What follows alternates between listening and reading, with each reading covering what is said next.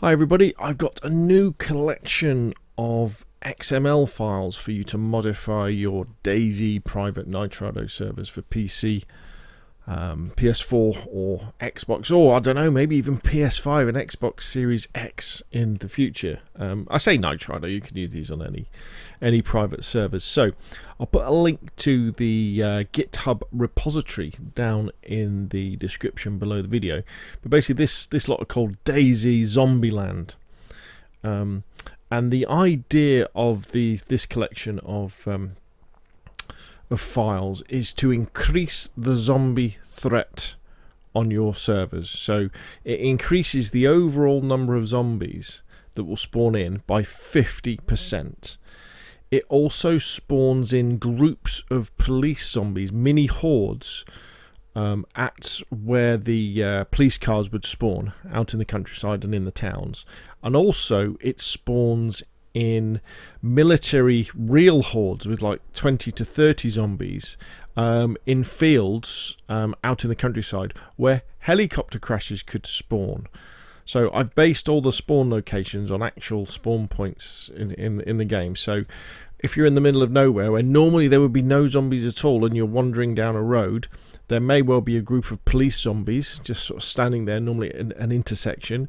Or if you're going cross country through fields, all of a sudden you'll go into a big field and there'll be 30 military zombies just wandering around ready to eat you. Now, if you didn't know already, when you go to the repository, if you go to Scale Speed of DayZ Zombieland, to download all of the files, go to the code button and download the zip file. And what you want to do is you download that to your laptop or your PC, unpack it and stick it in a folder, and you'll end up with these. So what I'll do is these are all the XML files that are going to replace the XML files on your server. So what I'll do is I'll just quickly go through the changelog, which is on here as well. If you click on Zombieland DayZ mod files changelog, you'll see what it does, because it does some other things as well. I've kind of based this on my previous XML mods. So just remember, by using this, it might break your server. I recommend you do some testing. I've tested this mainly on PlayStation, on Chernarus. It's designed to work on Chernarus. Might work on Livonia, but actually no, it won't work on Livonia because the coordinates would be wrong. Just work on Chernarus. So changelog, increase the overall number of zombies spawning by 50%. Now I know that doesn't sound like much, but honestly it makes a massive difference when you go into like a village, and instead of there being say 10 zombies spread around this village, there's 20. And it's kind of okay to just wander around, but if you aggro one of them and say you have to run from the zombie, chances are you'll run past another zombie and then more will aggro, then they'll start aggroing each other, and all of a sudden you're in a whole lot of problems. Police hordes, so that's 10 zombies with police car spawns. It's not necessarily with the police car spawns, it's where the police cars would spawn, that's where these zombies spawn in. Countryside hordes, military, and it's 20 to 30 at helicopter crash sites. So again, the idea of this is normally when you're in the countryside in DayZ, all you've got to worry about are wolves and bears. Not anymore. There could be hordes of military zombies.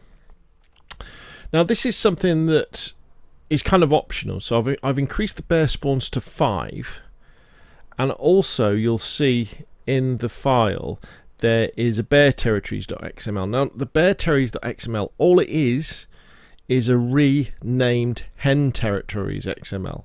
So the idea is it just makes bears spawn in villages and towns. It's probably not the best way to make bears spawn in more urban areas, but it was the only way that I could think of doing it at this point. I suppose I could have come up with custom spawn points, but I decided to go this way. So you may want to do that, you may not. During the testing phase of these XMLs, we only got it to work once. Well, we only came across it once because 5 bear spawns isn't that much on the whole of Chernarus. Now this XML includes aiders, and so basically there's 30 aiders that spawn in on the map, on the aider spawn points. That's the 4x4 Jeep. But when they spawn in, these aiders, they'll spawn in complete, with all the tyres, spark plug, radiator, battery, that sort of stuff. And in the boot there's loads of building stuff, so watchtower kits, fence kits, nails, hammers, gloves, loads of really good stuff, so that they spawn in. So this is like the Let's Build XML files that I did before, but I've reduced the number of aiders because I thought it wasn't really DayZ to have an aider spawning at every single aider spawn point so that you would always know they were there. The idea is actually you do have to look for them. They won't always be there.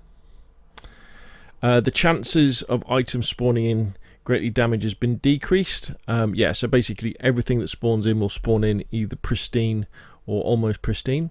There's one more wolf pack. There's 6 instead of 3 heli-crash sites, and there's a chance that a heli-crash site won't be a helicopter, it will be a cargo plane that's crashed. Dynamic event loot weapons like the LAR, the VSS and VSD doubled, include all the mags and ammo, and they're also only counted on the map, not on the player. We talked about aiders. Compass spawns and nails increased by 1/4 in general. Duct tape and sharpening stone spawns increased by 1/4. Water bottles and canteen spawns increased by 1/4. Increased the number of axes. The Mosan, SKS and ammo now spawns in towns and villages, and they also spawn with scopes already attached to them, however they don't have ammo in them. The SG5K and USG45 submachine guns with the ammo and mags now also spawn in police stations and fire stations, and are also 1, 2 and 3 tier, but the attachments are still random. And there's more of those, including the mags. The M4A1, the AK-74, including their ammo and mags, are now military tier 1, 2 and 3, so you'll find them closer to the coast in military places. Attachments are still random, and there's more of them. All coloured and black variants of the AKs and the M4s now spawn in, as well as coloured and camo Mosans, but only at tier 3 and 4 military, so that's further away from the coast. All coloured and black variants of attachments now spawn in, but again they're tier 3 and tier 4 military, so it's a lot further away from the coast.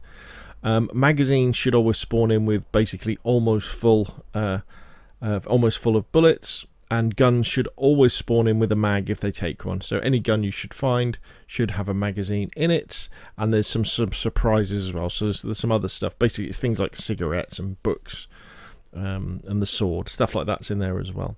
So there we go. So there's the files. So as I say, go to GitHub, download them, and then these are a direct replacement for the files in your Nitrado server or wherever it is. So best thing to do is stop the server, back up all your files, so make copies of everything, and then just go through. And you're probably pretty familiar with this by now, but you just upload the new files on top of the existing ones, go through and do that for all of the files, and then restart your server. Now this won't blank any progress your people will have, however the changes won't take effect straight away. It'll things like the zombie spawns will, but things like the aiders spawning and the different coloured weapons, that could take quite a while to take effect, because you've got to wait for other stuff to despawn. If you want to do a fresh install and use these XMLs as part of your fresh install, then of course things will start straight away doing like that. But I found that that isn't always necessary, and it's a great inconvenience to the people on your server if you're doing a fresh install and you wipe all their bases out just so that you can spawn in a few other things. Now the final thing I'll say about this mod is it does make the game much harder and much more of a challenge and much more of a zombie stealth game, and I probably wouldn't recommend running it all the time, unless the people on your servers really want this kind of zombie experience. What I'm going to do on my servers is I'm going to run these files for a number of days, and then I'm going to go back to the normal spawns of zombies. So it's almost like a wave of zombies have come into churn us. We have a bit of fun, we have a bit of excitement fighting them, and then things go back to normal with fewer zombies. Because honestly, you'll see when you go into, you think it's just a simple thing, you go in a town and then you'll fire your gun, then all of a sudden you've got 30 zombies around the building that you're hiding in, and you can't kill them all because you haven't got enough ammunition, it's too dangerous, they start glitching through walls, and you're like, oh wow, this is a very different game. So there we go. But it's all free, it's all there. Just click on the description, the link in the description down below, that'll take you to GitHub, download them, and change them, do whatever you want with them, and hopefully enjoy. Anyway, that's enough from me. Thank you very much for watching, and I'll see you again soon.